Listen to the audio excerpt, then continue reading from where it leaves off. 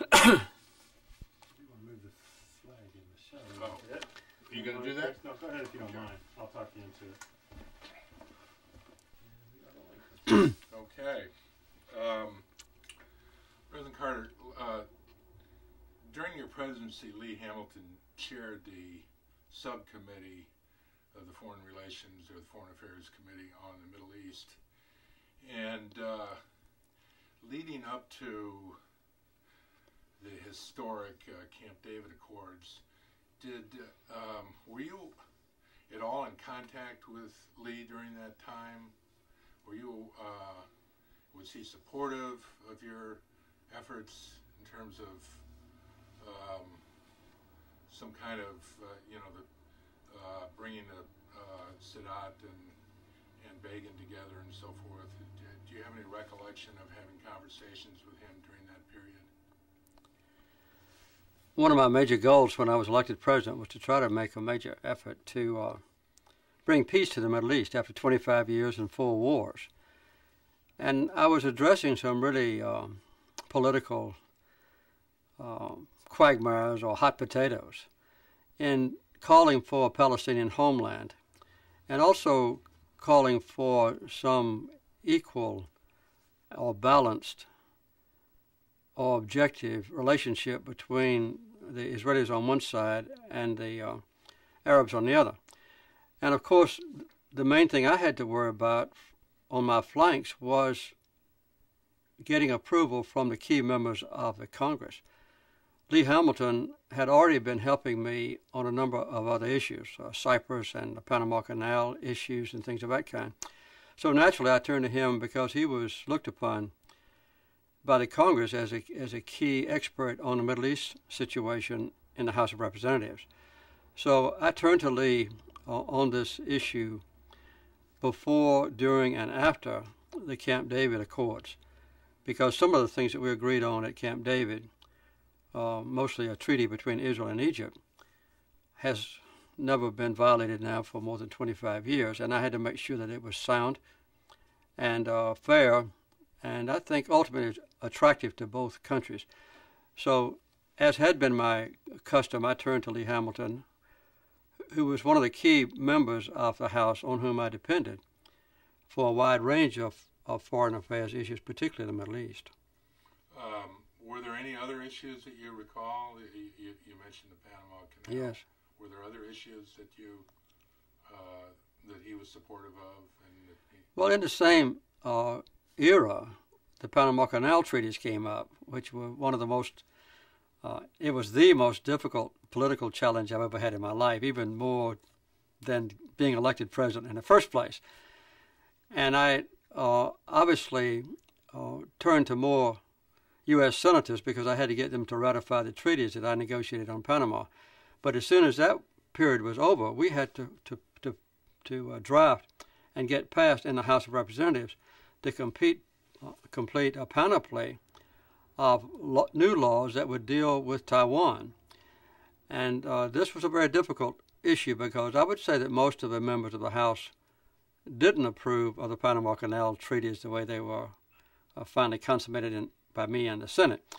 But Lee Hamilton was a key player on the Foreign Relations or Foreign Affairs Committee in helping me get this legislation through. It's been a very good permanent impact because we not only have had good relationships now with China since that time, 25 years or so, but we've also treated the Taiwanese fairly.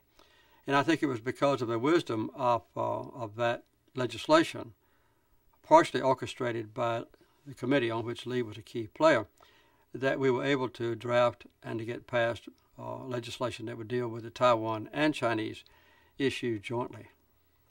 What do you think has been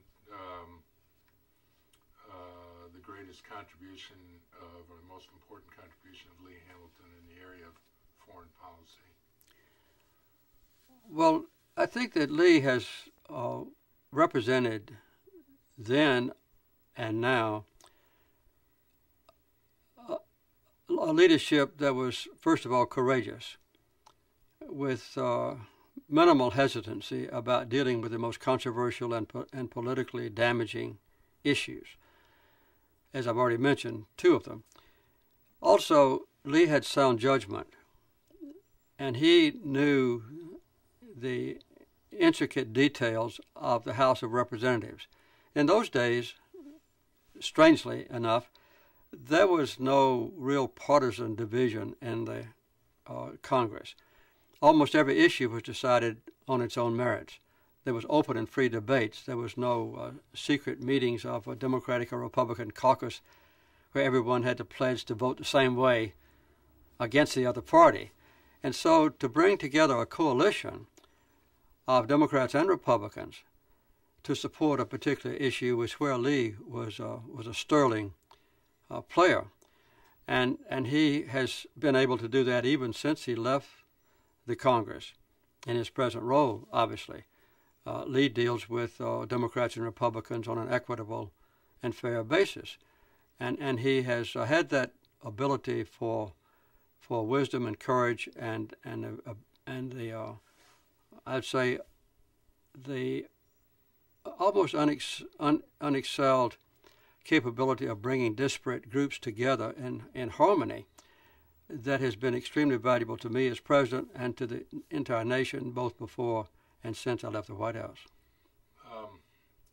Both you and Lee have some ways similar styles, kind of an understated approach that may be a bit out of fashion these days, but also seems to be kind of rooted in a maybe a kind of a fundamental morality, worldview, social justice, but also understated, very, very different than maybe what you see these days from a lot of politicians. Do you think that, how effective do you think that approach is in these times? I mean, you've talked about a different era when things were based on your own merit as opposed to partisanship. How do you think the Jimmy Carter, Lee Hamilton approach, how effective is that in these times? Well, Lee Hamilton has always been a modest person, perhaps underestimating his extremely admirable qualities. He's never promoted himself, and I think that's one of the things that has led me as president and Democratic and Republican presidents since then to call on Lee in crucial times, because everybody knows that quiet and able and sterling diplomacy is what is needed. The 9/11 Commission is one vivid example, obviously, when there was a real need for the country. We were crying out for balanced and objective analysis of a catastrophe that had befallen our nation and what caused it and what we might do to correct some of the problems there. And I think that epitomized the use of Lee Hamilton's modest but able leadership. At this very moment, I'm serving with Lee Hamilton on a commission headed by me and former Secretary of State James Baker to further revise the election laws and rules of our country and to correct some of the serious defects that we saw in the electoral system, both in the year 2000 and 2004, and to restore American confidence in the entire electoral system. There again, Lee's statesmanship and his quiet demeanor means that when he speaks around the conference table, whether he's chairperson or not, everybody stops and listens very attentively to what he has to say because we respect his judgment. I was very dependent on Lee not too many years ago, just a couple of years ago, when we wanted to celebrate the 25th anniversary of the Camp David Accords and the peace treaty between Israel and Egypt. And we brought back to America the key players, many of them still surviving, who actually were at Camp David with me during those crucial days back in 1978. And of course, to whom would we naturally turn to set up the program and to orchestrate it? It was Lee Hamilton. And so that is just a few of the vivid demonstrations of confidence that we have in Lee because of his character. Did he ever tell you about, or did you hear from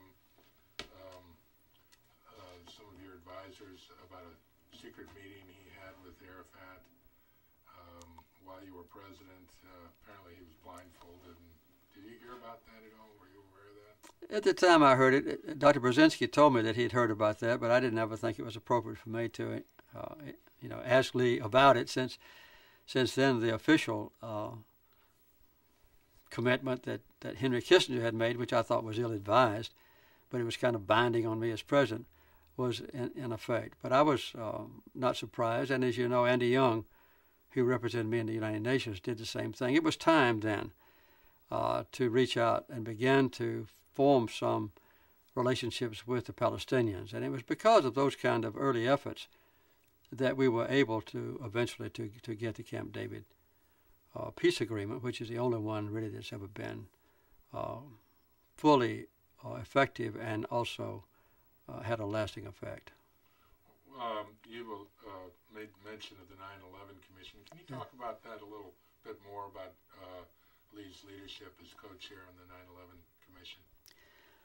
I think this, in recent years, I'd say in the last 5 years, that's been the most important contribution that Lee Hamilton could possibly have made, because the accusations that went back and forth of a highly partisan nature and the disagreements that came out from very wonderful people on what actually happened on 9/11, what led up to it, what were the causes of it, what were the mistakes made.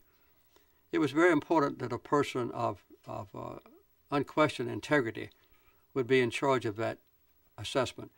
And I would say that perhaps even above that, as far as value is concerned, is the recommendations that Lee Hamilton and his associates made under his leadership on what should be done to correct the problems that came out in this inquisitive investigation.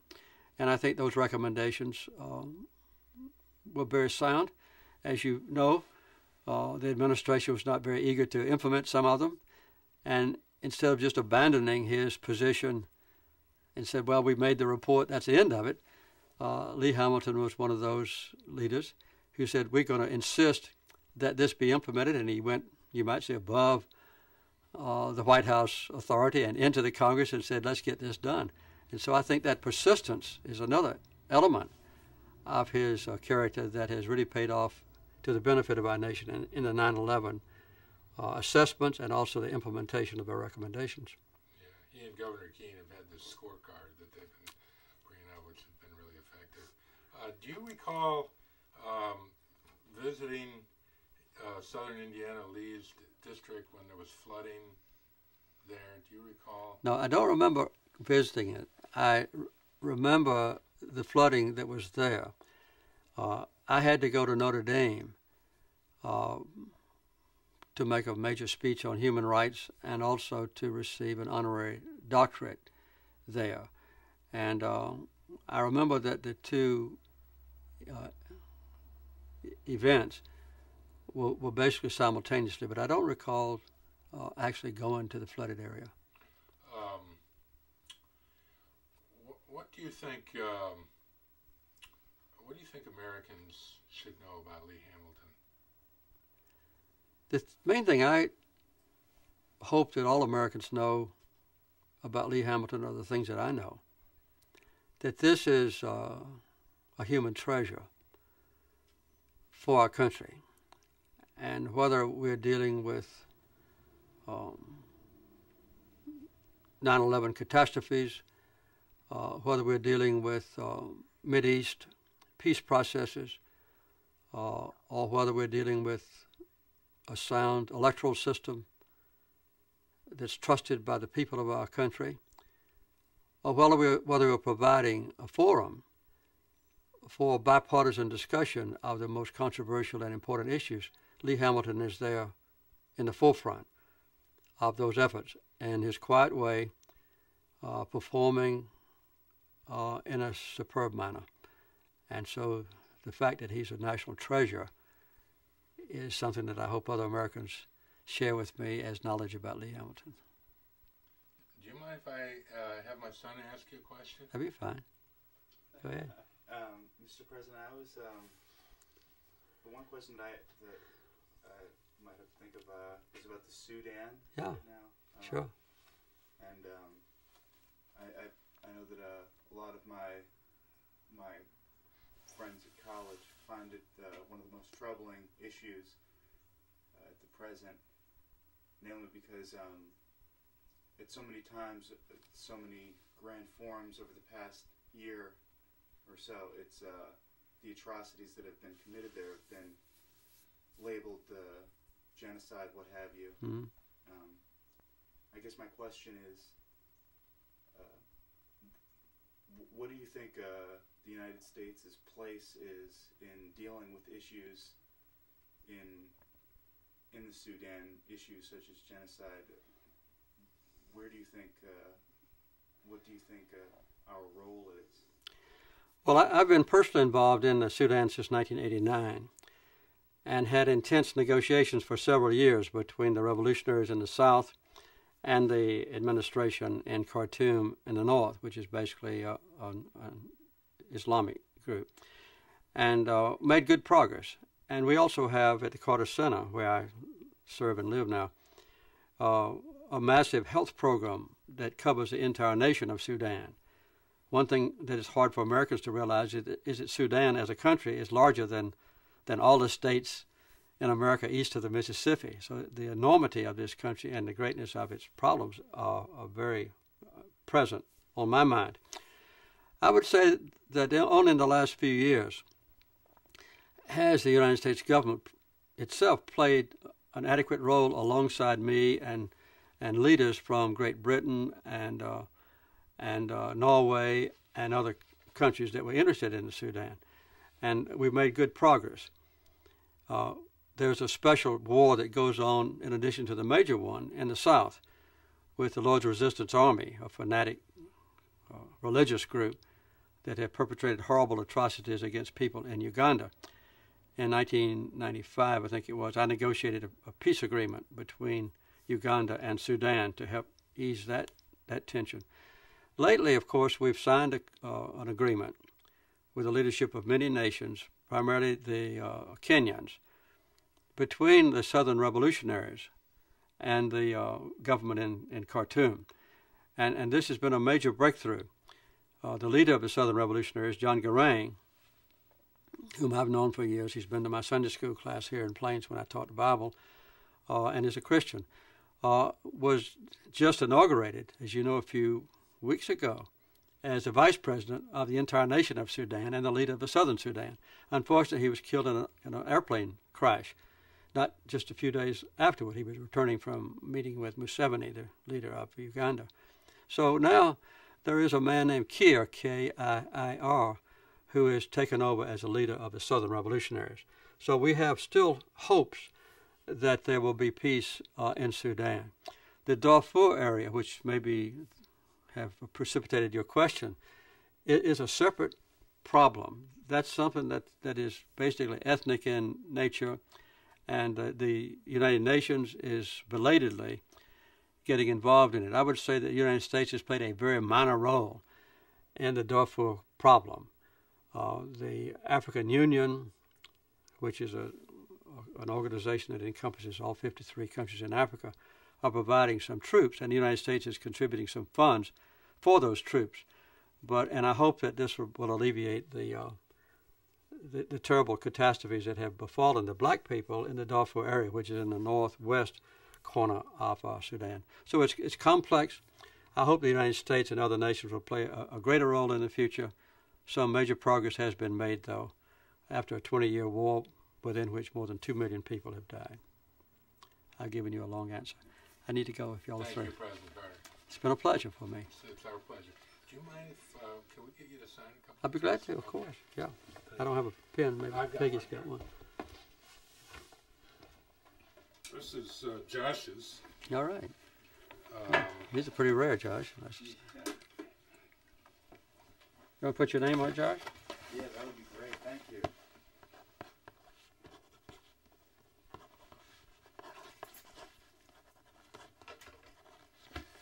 Okay.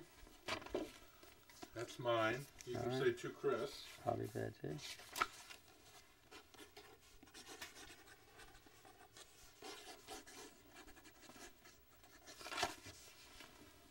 And this is to Brian, who's helping me on this project.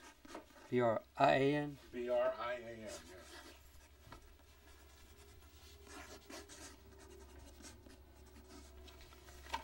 This is to Craig, C-R-A-I-G, my brother, who would All never right. forgive me if I didn't. I bought that book here. Is he in Indiana also? Yeah, he's in Chicago. Chicago. Okay. Well, thank you all very much. Well, thank you. And- Yeah, any chance we could get a quick photo? I'd like that. Okay, thank you. And I'll put a